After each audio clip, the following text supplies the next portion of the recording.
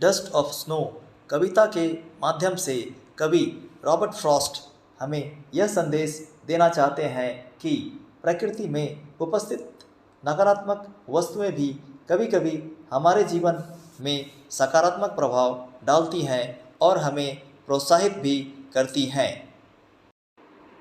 Dust of snow कविता की इन पंक्तियों में यह बताया गया है कि कवि निराश है और वह एक हेमलॉक वृक्ष जो कि जहरीला होता है उसके नीचे बैठे हुए हैं।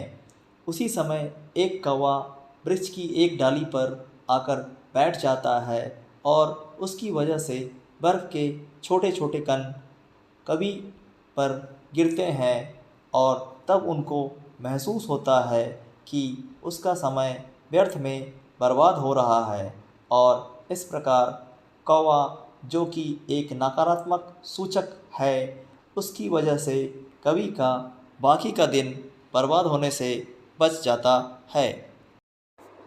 अतः कविता के माध्यम से कवि यह बताना चाहते हैं कि विश्व में विद्यमान बहुत सारी चीज़ें नकारात्मकता का सूचक है, लेकिन ये चीज़ें भी कभी कभी हमारी मदद करती हैं। कवि ने इसे समझाने के लिए 3 नकारात्मक चीज़ों को दर्शाया है।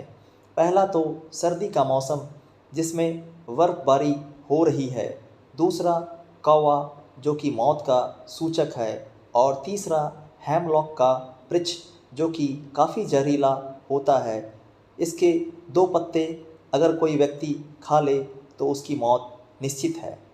चूँकि ये तीनों चीज़ें कवि की निराशा को दूर करने में मदद करती है, कवि को इस निष्कर्ष पर पहुंचाता है कि छोटा से छोटा कार्य जो प्रकृति में होता है उसका भी हमारे जीवन पर गहरा असर पड़ता है।